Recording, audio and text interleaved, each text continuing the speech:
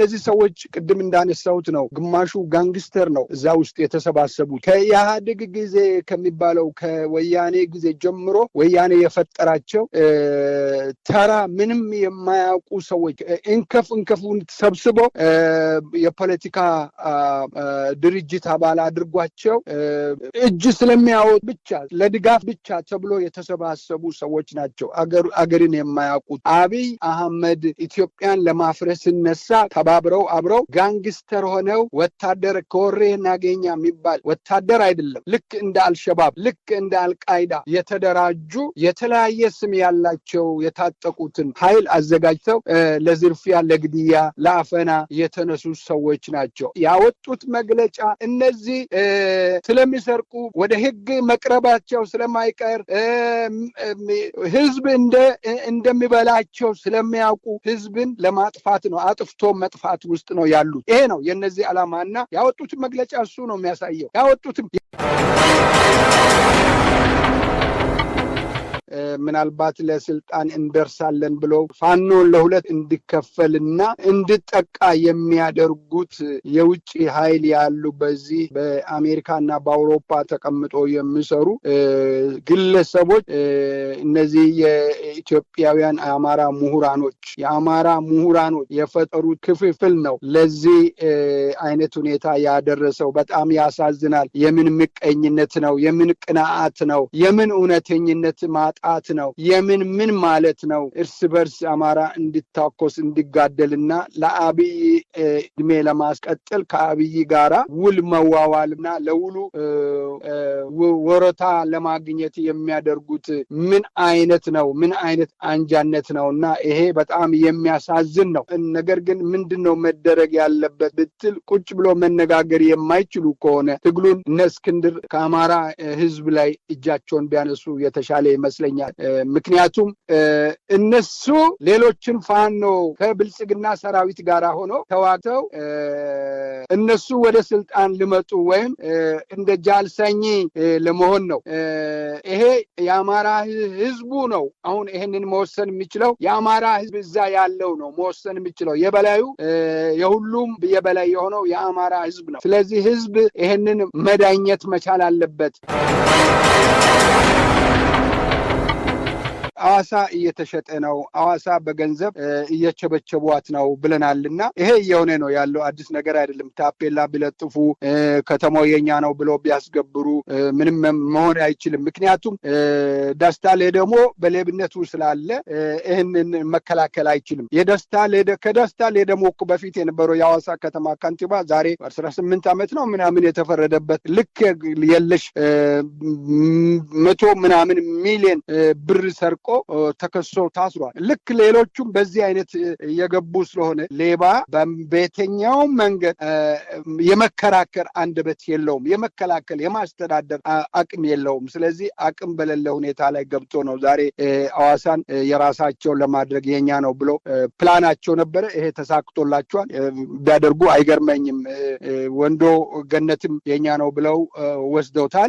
አዋሳንም የኛ ነው እያሉ አሁን ባልከው መሰረት እየወሰዱ ነው። ይሄ የሚገርም አይደለም። የጊዜ ጉዳይ ነው። ምን እንደሚሆን ለወደፊት ጤና ይስጥልኝ የተከበራችሁ የህብር ሬዲዮ ቤተሰቦችና አድማጮች፣ በወቅታዊ ጉዳይ እንድንወያይ እንደወትሮ ሁሉ የአፍሪካ ሰላምና እርቅ ኢንስቲትዩት ዋና ዳይሬክተር የሆኑትን ዶክተር ሸዋፈራው ኩራቱን ጋብዘናል። ባለው ወቅታዊ ጉዳይ እየተወያየን እንቆያለን። የፕሮግራሙ አዘጋጅ ሀብታሙ አሰፋ ነኝ። እስከ ውይይታችን ፍጻሜ አብራችሁ እንድትቆዩ በአክብሮት ጋብዛለሁ። ጤና ይስጥልኝ ዶክተር ሸዋፈራው ኩራቱ፣ እንደምንሰነበቱ? እንኳን በድጋሚ ተገናኘን። እንግዲህ ትላንት ዳግማ ትንሳኤ ነበር። እንኳን አደረሰዎት። እንኳን አብሮ አደረሰን ሀብታሙ። ስለተሰጠኝ እድል እጅግ አድርጌ አመሰግናለሁ። አንተንም ኦዲየንስንም እንደዚሁ ላመሰግን ይገባልና እግዚአብሔር ይስጥልኝ። ከልብ አመሰግናለሁ ዶክተር ሸዋፈራው ኩራቱ። እንግዲህ ያለፈው ሳምንት ዋና መነጋገሪያ የነበረው የአሜሪካ ኤምባሲ በይፋ ያቀረበው ጥሪ ነው። ያንን ጥሪ ተከትሎ በአገዛዙ ፌዴራል ፖሊስ በኩል በአንድ በኩል ደርሶናል የሚል በራሱ ይፋ ማህበራዊ ገጽ አሜሪካ ኤምባሲ ገጽ ላይ ገብቶ ምላሽ የሰጠበት ነገር አለ። እንግዲህ በአገሪቱ ህግና ስርዓት እንደሌለ ዜጎች ራሳቸውን እንዲጠብቁ ችግሮች ሊከሰቱ እንደሚችሉ በግልጽ ቋንቋ የተናገሩበት የነበሩበት ሂደት አለ። ያን ተከትሎ እንግዲህ በሁለት ተከታታይ ቀናት በ17 እና በ18 ብልጽግና ፓርቲ እስካለፈው ቅዳሜ ድረስ አርብና ቅዳሜ ውይይት አደረግኩ ብሎ ደግሞ ተመሳሳይ መግለጫ አውጥቷል። በእርግጥ መግለጫ ውስጥ አንዳንድ ጸረ አማራ ግልጽ አቋሞችን ደግሞ ያንጸባረቀበት እርምጃ አለ። አጠቃላይ በተለይ አሜሪካ ኤምባሲን በግልጽ በይፋ እንግዲህ ውስጡን በተደጋጋሚ የጉዞ ማስጠንቀቂያዎች ይወጣሉ፣ ወደ ኢትዮጵያ ስትጓዙ ከአዲስ አበባ የምትወጡ ከሆነ የሚል ነው። አሁን ግን በይፋ የሆነ ጥሪ ነው እና ያ አገዛዙ ላይ በተለይ ሰላም ሰፍኗል፣ ሁሉን ነገር ተቆጣጥረናል በሚል ንጹሐን እየተጨፈጨፉ ባለበት መረጋጋት በአራቱም አቅጣጫዎች በሌሉበት ሁኔታ ውስጥ ያንን ለማድበስበስ የሚሞክረውን ጭምብል ገፎ የጣለ ነው የሚል ግምገማ ብዙዎች ያላቸው፣ ያ ደግሞ ስርዓቱን ያስደነገጠ ይመስላል እና ሁኔታው እንዴት አገኙት? ሀብታሙ፣ መቼም ስለ ድንቁርና ዶንቆሮ ተብሎ ነው የሚጠራው። ሌላ ስም የለው። ምንም የሚያውቀው ነገር የለም። ሁል ጊዜ ዶንቆሮ የሚያወራው ያችን የሚያውቃትን ነው የሚያወራው። የሚያውቃትን ከዛ ውጪ አርቆ የሌላውን ወይም ወደፊት ያለው ነገር ወይም የሚሰማው ነገርን አያውቅም እና ዶንቆሮ ሁል ጊዜ ዶንቆሮ ነው የሚባለው። የአብይና ብልጽግና የሚባሉ ከሱ ዙሪያ ላይ የተሰበሰቡ በሁለት ጎራ ከፍለን ብናየው አንደኛው እንብላ እሱን ተጠግተን እንዝረፍ ብለው ለዘረፋ የተዘጋጀ ዘራፊ ኃይል ነው። ሁለተኛው ራሱ ዶንቆሮ ነው። ሰውየው ራሱ ዶንቆሮ ስለሆነ ምን እንደሆነ በእመራለው የሚለው ህዝብ መካከል እንኳን ምን እንዳለ ምን እንደሚሰማ አይታየውም። እሱ የምታየው የሆቴል ስራ ምናምን፣ ይሄ ብልጽግና ብሎ የያዘው የሆቴል ስራ ምናምን ነው ለሱ የሚታየው። ሌላ ነገር የሚያውቅ አይደለም። አሜሪካን ኤምባሲ ቀላል የመረጃ እንትን የለውም ማለት ነው። አሜሪካ ሲአይኤ በሚገባ የኢትዮጵያን ሁኔታ ያውቃል። ሲአይኤ በደንብ አድርጎ ነው የኢትዮጵያን ይዘት የዓለምን ሁኔታ ጥቆ የሚያውቅ ነው አሜሪካ። ስለዚህ አሜሪካ በሀገሪቱ ላይ ምን ሊከሰት እንደሚችል ምን እንደተከሰተ ምን እንደሆነ በሚገባ አጣርተው አይቶ ነው። ይሄ እንደ ማንኛውም እንደነሱ ተልካሻ ነገር ይዞ አይደለም የመጣው አሜሪካ በኢትዮጵያ ላይ ያለውን ሁኔታ በሙሉ ተጨባጭ ሁኔታዎችን በደንብ ካወቀ በኋላ ካጠና በኋላ በስለላ ከደረሰ በኋላ ነው የመጨረሻ ማስጠንቀቂያ ለዜጎቹ ያወጣው። ያ ቅድም አንተ እንዳልከው ለዜጎቹ ውስጡን አንዳንድ ጊዜ ተጠንቀቁ፣ ከእንደዚህ አይነት ቦታ አትሂዱ ይላል። ነገር ግን ይሄ ኢንጀነራል ኢትዮጵያ ውስጥ ያለው ችግር የተባባሰ በየትኛው ሰዓትና ምን ጊዜ ሊፈነዳ ያለው ነገር እንዳለ ደርሶበት ነው መግለጫ ያወጣው። ይሄ ደግሞ አንድ ነገር በደንብ መጨበጥ የሚገባን ነገር ቢኖር ይሄ የአብይ አዲስ አበባ ከተማ እና በሌሎችም ከተሞች ውስጥ መትረየስ እና በፒክአፕ መኪና ላይ ወታደር አስጭኖ ለማስፈራራት ከተማ ውስጥ ውር የሚያደርጉት የታጠቀ ኃይል በፌዴራልና የምንድነው የሚባሉት እነዚህ ፖሊስ ኃይላትን ከተማ ውስጥ መበተን ማለት ከእንደዛ አይነት ሁኔታ የሚያድን አይደለም፣ የሚከላከል አይደለም። ዛሬ ህዝቡ የሚበላውን ማጣት ብቻ አይደለም፣ መግቢያ ነው ያጣው፣ የሚሄድበትን ነው ያጣው፣ ሰላምን ነው ያጣው። ስለዚህ ኢትዮጵያን እኔ ቀደም ሲልም ብያለሁ፣ ኢትዮጵያን አያቋትም፣ የኢትዮጵያ ህዝብን አያቋትም። ሰዎቹ ኢትዮጵያን የሚያውቁ ቢሆን ኖሮ እንደ እንቁላል ሊይዙት ይገባ ነበረ። የኢትዮጵያ ህዝብ ከባድ ህዝብ ነው፣ ብዙ ነገር ይታገዛል፣ መከራን ይሸከማል። ግን የፈነዳ ዕለት ወዮ ብዬ ነበርና ወደዛ እየሄደ ነው ያለው። አሜሪካን ዝም ብሎ ከሜዳ ተነስቶ የመጣ አይደለም።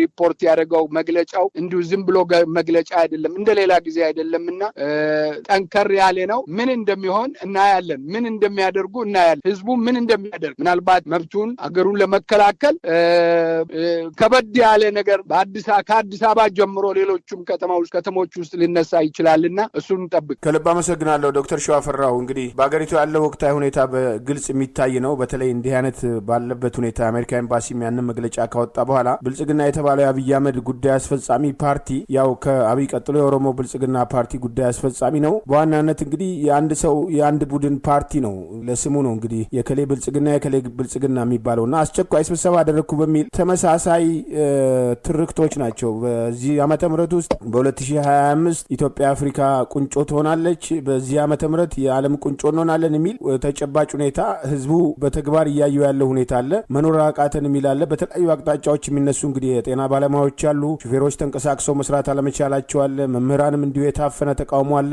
ይሄ ሁኔታ ባለበት ውስጥ የብልጽግና መግለጫ በተለይ ደግሞ በኮሎኔል መንግስቱ ጊዜ ይጥፉ ወይስ እንጥፋ አይነት አመለካከት ያለው የአማራ ህዝብ ላይ በቀጥታ ያነጣጠረ ትርክትና ጠመንጃ እናስፈታለን የሚል ጸረ ህዝብ የሆነ አቋም ጭምር የተንጸባረቀበት መግለጫ አውጥቷልና በዚህ ከዚህ ከአብይና ከጓደኞቹ ጋር አብረው የቆሙ በዚህ ብልጽግና በሚባለው ገዳይ ቡድን የተካተተ ሁሉ የዚህ መግለጫ ተጠያቂነትና ውጤት በኃላፊነት የሚያስጠይቀው አይደለም ወይ? ምን ማለት ነው ይሄ? እንደዚህ አይነት ነገር በሀገር ላይ ሲነሳ እኔ ሀገርን እመራለሁ ብሎ የሚያስብ እንኳንስ እየመራ ያለው የሚያስብ ሊለው የማይገባ አባባል ነው፣ ነውር እና ማንነታቸውን ፍንትው አድርገው ማንነታቸውን ያሳዩበት መግለጫ ነው። አንደኛ ብልጽግና የፖለቲካ ፕሮግራምም የለውም። ብልጽግና እኔ ለብልጽግና ወጣው እኔ በቃ የኢትዮጵያን ሀብት ዘርፌ ኢትዮጵያን ሽጫት እበለጽጋለሁኝ፣ ቱጃር ሆናለሁ፣ ትልቅ ባለሀብቶች ዓለም ውስጥ ካሉ ሰዎች ቁጥር ውስጥ ገባለሁ ተብሎ የተዘጋጀ ነው። ምስጢሩ ይሄ ነው። ፖለቲካ ፕሮግራምም አይደለም። ብልጽግና ፕሮግራሙን የትኛው ነው ፕሮግራማችሁ ብትል መደመር ነው የሚለው። መደመር ምንድን ነው የሚባል እንደዚህ አይነት ሳይንስ የለም፣ የፖለቲካ ሳይንስም የለም። ይሄ ነው መሰረቱ የተበላሸ ነው እና እነዚህ ሰዎች ቅድም እንዳነሳሁት ነው፣ ግማሹ ጋንግስተር ነው እዛ ውስጥ የተሰባሰቡት። ከኢህአዴግ ጊዜ ከሚባለው ከወያኔ ጊዜ ጀምሮ ወያኔ የፈጠራቸው ተራ ምንም የማያውቁ ሰዎች እንከፉን ሰብስበው የፖለቲካ ድርጅት አባል አድርጓቸው እጅ ስለሚያወጡ ብቻ ለድጋፍ ብቻ ተብሎ የተሰባሰቡ ሰዎች ናቸው። አገርን የማያውቁት አንዳንዶቹ በጣም አስቸጋሪ ለወደፊትም ሊታረም በአገሪቱ ውስጥ ባለው ሁኔታ ላይ ሊታረምና ሊታይ የሚገባ ቅናት፣ ምቀኝነት፣ እነዚህ ሁለቱ በጣም አደገኛ መንፈስ ናቸው። እነዚህን የተሸከሙ ሰዎች ናቸው አብዛኞቹ እና ይሄንን ይዘው የመጡ ስለሆነ አብይ አህመድ ኢትዮጵያን ለማፍረስ ሲነሳ ተባብረው አብረው ጋንግስተር ሆነው ወታደር ከወሬ እናገኛ የሚባል ወታደር አይደለም፣ ልክ እንደ አልሸባብ ልክ እንደ አልቃይዳ የተደራጁ የተለያየ ስም ያላቸው የታጠቁትን ኃይል አዘጋጅተው ለዝርፊያ፣ ለግድያ፣ ለአፈና የተነሱ ሰዎች ናቸው ያወጡት መግለጫ። ይሄ እነ ኮሎኔል መንግስቱ እኮ በእነዚህ ሰዎች የሚለካ ኢትዮጵያዊ ነው። ምንም ይሁን በምንኛው መልክ ብትወስደው እነ ኮሎኔል መንግስቱ ኃይለማርያም እኮ በገዝተን በገንዘብ ወደኋላ ማምጣት የማንችላቸው ሰዎች ናቸው። እኔ ቢሆን ብመለስ እንደ በምንኛ ቋንቋ የፈለገውን ነገር ሊል ይችላል። ይሄንን በማለቴ እነ ኮሎኔል መንግስቱ እኮ ሳትሸራረፍ ሀገሪቱን አንፈልግም ላለው ህዝብ ይሄው ተጠቀም እንግዲህ ብሎ ጥሎ ነው የታሰሩት። ግማሹ የሞተው ያለቀው አገር ጥሎም እሱም የወጣው ሳትሸራረፍ ነው። ኢትዮጵያን ኤርትራ ሳትወሰድ ነው ጥሎ ሄደው። ስለዚህ ሀብታሙ እንኳን ኢትዮጵያ ቀርቶ እየተዋጉ እየገደሉ እኮ በአንቶኖፍ እኔ ማቀው ነው የሚነግርህ በአንቶኖፍ አውሮፕላን ለኤርትራ አስመራ ላለው ህዝብ ይቅርታ ለኤርትራ ህዝብ የጫኔ እያመላለሰ ይመግብ የነበረ እኮ መንግስት ነው። ከውጭ ለምኖ አምጥቶ ውራጅ ልብስ አይቀር እኮ ለምኖ አምጥቶ የሚያለብስ መንግስት ነው። ከመንግስቱ ኃይለማርያም ጋር የሚያመጣጥን ነገርም አይደለም። መንግስቱ ኃይለማርያም እንዳለውም አይደለም። መንግስቱ ኃይለማርያም እኮ ትግራይን እስቲ ብሎ እኮ ለወያኔ እኮ ለቆ ይሄው ውሰዱ በቃ እስቲ ብሎ እኮ ለቆ የነበረ ነው። መጨፍጨፍ መደብ ማድረግ አቅቶት አይደለም። መሳሪያ አጥቶ አይደለም። ሰራዊት አጥቶ አይደለም። ነገር ግን አገሪቱን ህዝብን ለመፍጀት ህዝብን ላለማድረግ ህዝብን ላለማጥቃት ከጠላት ጋር ደምሮ ላለመፍጀት ነው የተወው እና ይሄ ከዛ ጋር የሚመጣጠን አይደለም። እነዚህ ስለሚሰርቁ ወደ ህግ መቅረባቸው ስለማይቀር ህዝብ እንደሚበላቸው ስለሚያውቁ ህዝብን ለማጥፋት ነው፣ አጥፍቶ መጥፋት ውስጥ ነው ያሉት። ይሄ ነው የነዚህ ዓላማና ያወጡት መግለጫ እሱ ነው የሚያሳየው። ያወጡትም የኢንቶ ፋንቶ ነው፣ የረባ መግለጫ አይደለም እና ማስፈራራት ማጥቃት ነው፣ ህዝብን ቴሮራይዝ ማድረግ ነው። ህዝብን በሚችሉት መንገድ ሁሉ ቴሮራይዝ አድርገው ለመቆየት ነው የሚፈልጉት። ስለዚህ ይሄ ደግሞ የሚሆን አይደለም። ለዚህ ቁልጭ ባለ መልክ የአሜሪካ ኤምባሲ ያወጣው መግለጫ በሚገባ ይሄንን የነሱን መልስ ይመልሳል ብዬ ገምታለሁ። ሀብታሙ ከልብ አመሰግናለሁ ዶክተር ሸዋፍራው። ሌላው እንግዲህ ያው ባለፈው የጤና ባለሙያዎችን ጉዳይ አንስተናል። ሲዳማም አካባቢ ያሉ ችግሮች ከጊዜ ወደ ጊዜ እያደጉ ሄዱ ናቸው። ወደ ኦሮሚያ ክልል እንጠቀልላለን የሚለው አጠቃላይ ስጋት እየሆነ መጥቷል። ደረጃ በደረጃ የተለያዩ ጽህፈት ቤቶችን ለመቆጣጠር ሌላው ቀርቶ በአገልግሎት መስጫ ውስጥ በጫና የቁቤ ቋንቋን ተግባራዊ ለማድረግ የሚደረጉ እንቅስቃሴዎች ውስጡን ከመኖር አልፎ ታፔላ እያስቀመጡ ያለበት አለ። እንግዲህ የሲዳማ ክልል ግዛት ነው የተባሉ አካባቢዎችን የኦሮሚያ ክልል እንደሆነ አድርገው ታፔላ እየለጠፉ ትንኮሳና ግጭቶች ከጊዜ ወደ ጊዜ እያደጉ ሄዱበት ሂደት አለ። ዋና አመራሩ ደግሞ ያው ራሱ ባለበት ችግር እያስደነገጡ አንገቱ እንዲደፋ ለማድረግ እየተሞከረ ነውና አጠቃላይ ደቡብ አካባቢ ያለውን ችግር እንዴት ነው የሚታየው? አሁን ባለው ሁኔታ ውስጥ ከብልጽግና ጋር ቆሞት ይቀጥላል ወይ? እንግዲህ ህዝብና ብልጽግናዎቹን መነጠል ነው አሁን ያለው የሚታየው። ህዝብ የሚለው ምንድነው ነው? ህዝብ ከሞቱት በላይ ካለው በታች ሆኖ ነው ያለው። ህዝብ ነው። ደቡብ ለም አካባቢ ነው። ደቡብ ሰፊ የቆዳ ስፋት ያለበት አካባቢ ነው። የደቡብ ህዝብ እንደ ማንኛውም ኢትዮጵያ ህዝብ አገሩንና ህዝብን ኢትዮጵያን የሚወድ የሌላው ወንድም የሆነ ህዝብ ነው። ዛሬ እሱ ተርቦ መሬቱ ደርቆ ማዳበሪያ አተው ገበሬው አርሶ የሚኖርበትን መሬት እያየ በረሃብ ጠኔ እያለቀ ነው ያለው። ይሄ ህዝብ እንደገና ደግሞ ለብልጽግና ገባሪ እንዲሆን ያለችውንም አሟጠው እንዲሰጣቸው ብትኖር ኖር ባትኖር የራሲ ጉዳይ ተብሎ ያለ ህዝብ ነው። ይህንን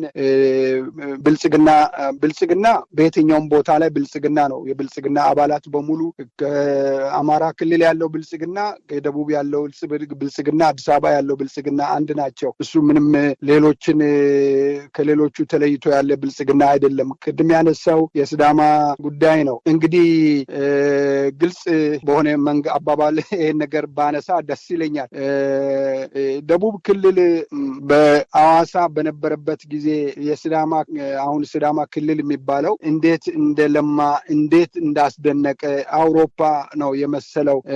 የቢዝነስ ከተማ ነበረ። ዋና ከተማ አዋሳ የነበረችው ለማየት የሚያጓጓ ቢዝነስ ሁሉም ሰው ካለበት ከውጭ ጭምር ሰው ሄዶ ኢንቨስት የሚያደርግበት አካባቢ ነበረ። ዛሬ ኢንዱስትሪ ፓርክ ተዘግቷል። እርሻ ድርጅቶቹ እዛ በእርሻ ላይ የተሰማሩ ሰዎች እርሻቸውን ጥሎ ወጥተዋል። ምንድነው ያለ ገደብ ለአንድ ክፍለ ሀገር ያለ ገደብ የባንክነት ስልጣን የተሰጠ በመሆኑ እንደፈለጉት ለነሱ ደስ በሚያሰኙት ሁኔታ ሲዘርፉና ሲሰርቁ አካባቢውን ሲያራቁቱ ያንን እነሱን ለማርካትል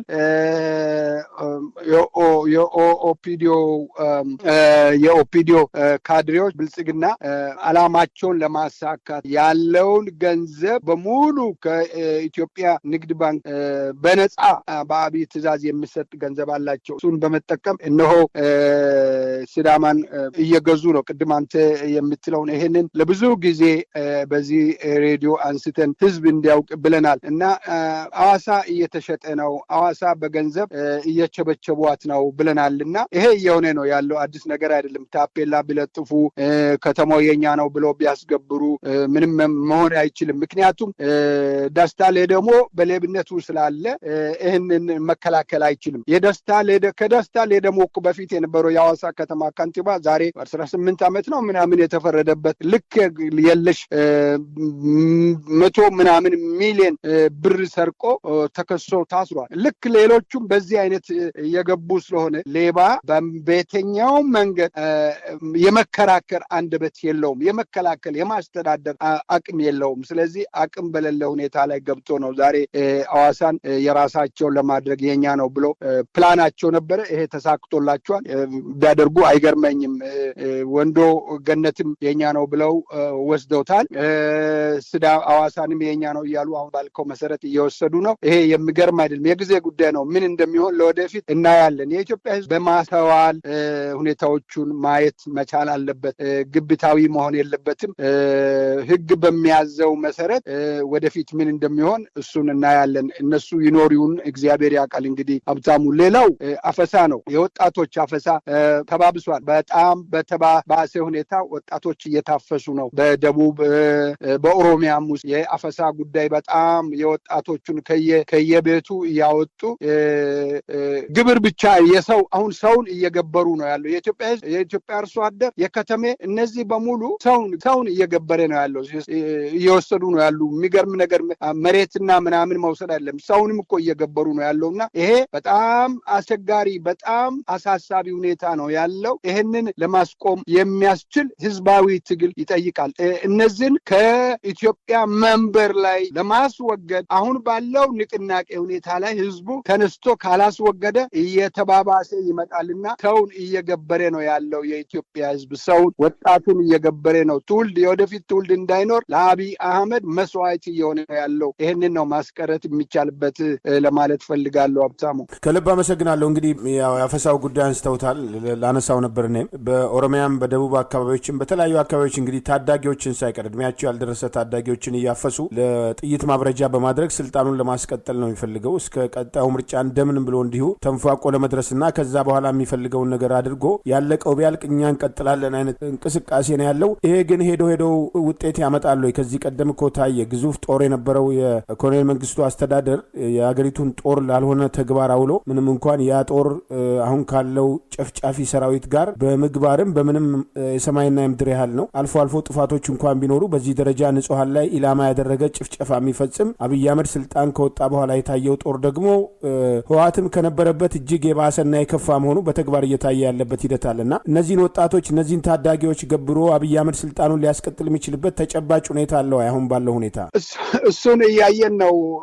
ምንድነው ወጣቱ ተመልምሎ ውትድርና ከወሰደ በኋላ ያለ ፍላጎት ተገዶ ከእናት ከአባት ጉያ ከረሃብ ወደ ሌላው የሚቀጥለው ረሃብ እዛ ሄዶም እኮ የሚረካ በልቶ የሚያድር ወታደር ሆኖ እኮ የሚበላ አይደለም። እዛ ሄዶ መከራ ረሃብ ውስጥ ነው የሚገባው። ለወታደሩ የሚቀርብለት ደሞዝ የለው ቀለብ የለውም እና ስኳር እየላሴ ኮቾሮ የደረቅ ኮቾሮ እያበሉ ነው ተዋጋልን ብለው የሚያደርጉትና ከዛ እጅ መስጠትና አንዳንዶቹ ጦር ሜዳ ስለሆነ ተሰልፎ ሲሄዱ የጥይት ማብረጃ አንተ እንዳልከው ነው የሚሆነው። ከዛ ለመትረፍ ገና የቶክስ ድምጽ ሲሰማ እጁን መሳሪያውን አንስተው የሚቀላቀልና ወደ ቤተሰቡ የሚመለስ ወይም ሄዶ ከአማጽያን ጋር አብሮ ተሰልፎ ወደዚህ ነው የሚመጣውና ውጤት የሌለው አፈሳ ነው እንዳልከው።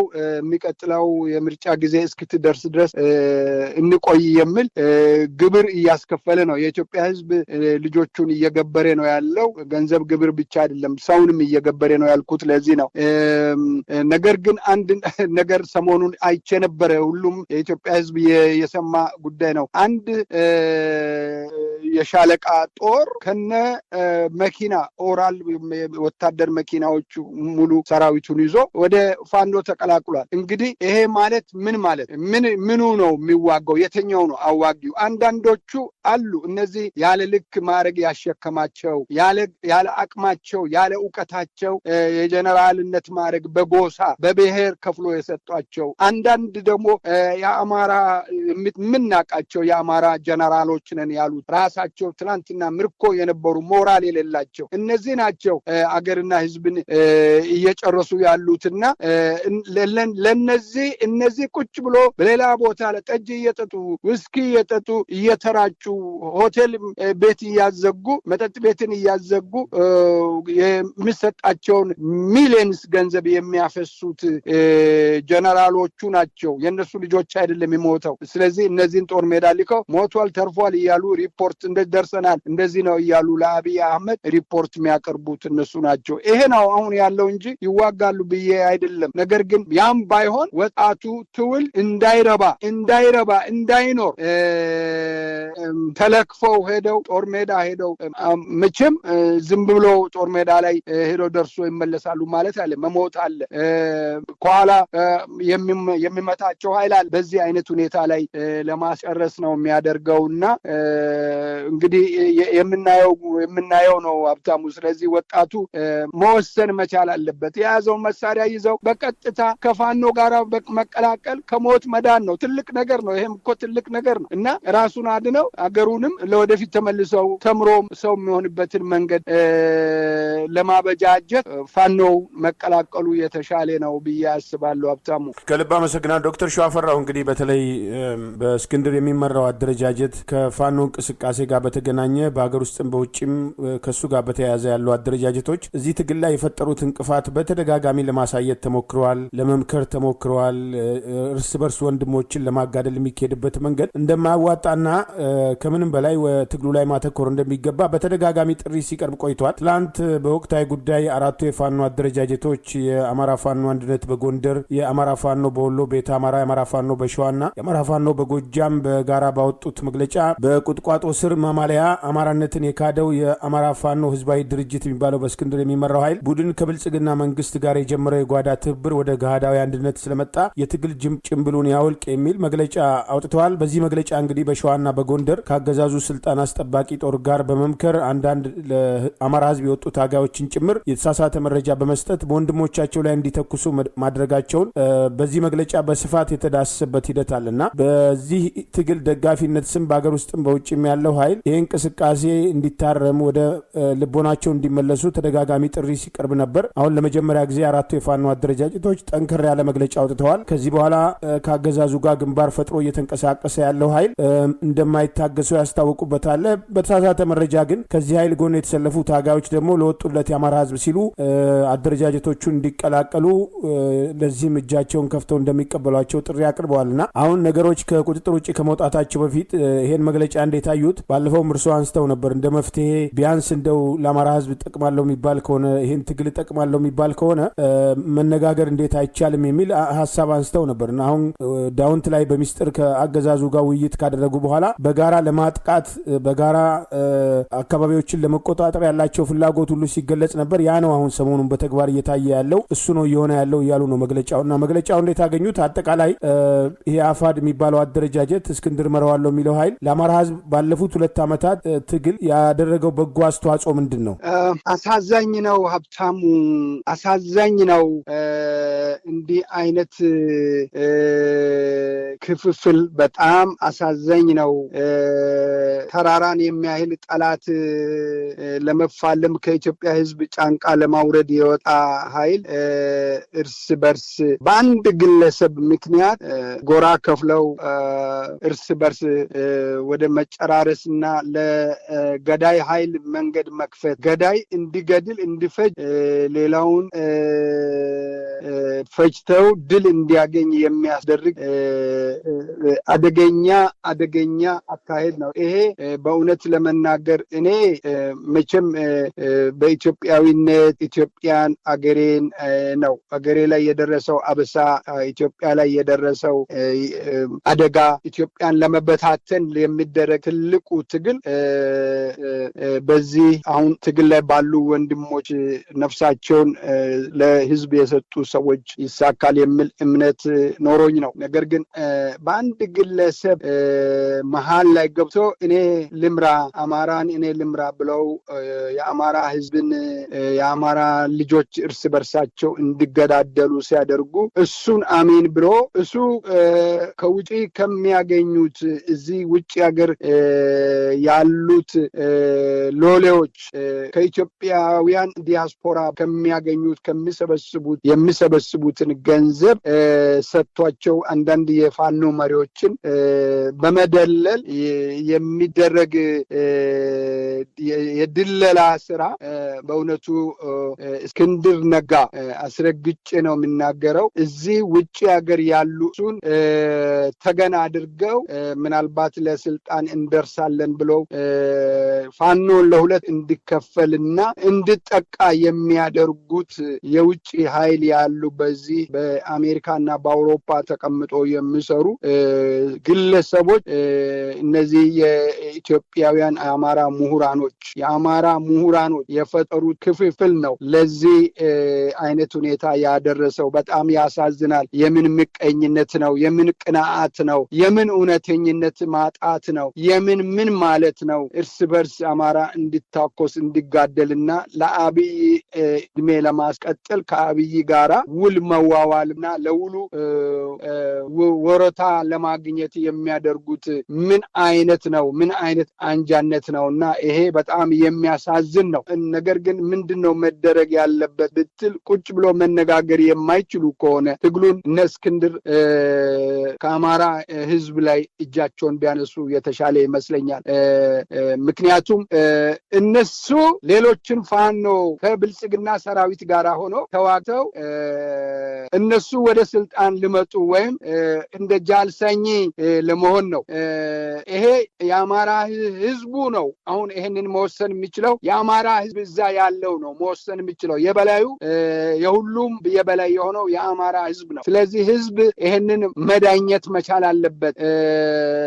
ይሄ በጣም አደጋ ነው። በጣም ትልቅ አደጋ ነው በኢትዮጵያ ትግል ውስጥ የገጠመው። ኢትዮጵያ ፋኖን የኢትዮጵያ ህዝብ በሙሉ አማራ አይደለም የኢትዮጵያ ህዝብ በሙሉ ይጠብቋል፣ ያየዋል፣ እንደ አይን ብሌኑ ይመለከታል በአሁኑ ሰዓት ላይና ይሄንን ለማኮላሸት ይሄንን ለማጥፋት ለማጠፍ የሚደረገው ትግትግ ኢትዮጵያን ነው እንጂ አማራን አይደለም። አገሪቱን በሙሉ ነው። ሁሉንም የኢትዮጵያ ህዝብ ነው። ስለዚህ ይሄ በጥንቃቄ በኃይል በፍጥነት ጊዜ ሳይሰጥ መልስ ማግኘት የሚገባ ነው። እስክንድር ነጋን ከዛ ምድር ላይ ማስወጣት ወሳኝነት አለ። እኔ በግልጽ አስረግጬ ነው የምናገረው። እስክንድር ነጋን ከዛ ምድር ላይ በአስቸኳይ ማስወጣት ነው። ከዛ ምድር አማራ እስከ ዛሬ ድረስ 2 ዓመት ተሸክሞታል። አማራ ህዝብ ቀልቦታል። አማራ ህዝብ በቤቱ አሳድሯል። አማራ ህዝብ የማያውቀውን ሰው አያውቁትም። የት ያውቁታል? የት ይተዋወቃል? እና አማራ ህዝብ ሰብስቦ በቤቱ አሳድሮ ደብቆ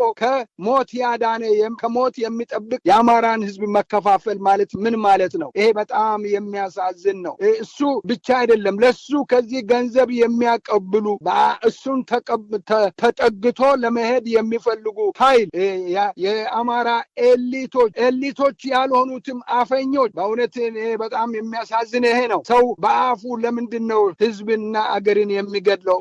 ያለ ዕውቀት ያለ ችሎታ እና ይሄ አንደበት እሳት ነው። ስለዚህ በዚህ አይነት ሁኔታ ላይ ወንድም ውለው ከወንድም ጋራ እንዲዋጋ እንድተጋተግ የሚደረገው ድርጊት ነውረኝነት ነውና ጥንቃቄን ይጠይቃል። ሚዲያዎች ማዕከል በሆነ ሁኔታ ላይ ነገሮችን በትክክል ማመዛዘን፣ በትክክል ሰው ሁኔታዎችን በፍጥነት ወደ ህዝብ አስገብተው ህዝብ እንዲረዳና ከዚህ ከእሳት ፋኖን ለማዳን የሚቻልበት እና ፋኖም ደግሞ ለነሱ አይደለም ለኢትዮጵያ ህዝብ ለአማራ ህዝብ ነው መግለጽ ያለባቸው። ሌሎቹ ይኸውላችሁ ብሎ ማጋለጥ አሳልፎ መስጠት የሚቻልበት ሁኔታ ላይ መግባት አለበት እና ያ ከመሆኑ በፊት ግን በቅድሚያ ወደኋላ ተመልሰው በአስቸኳይ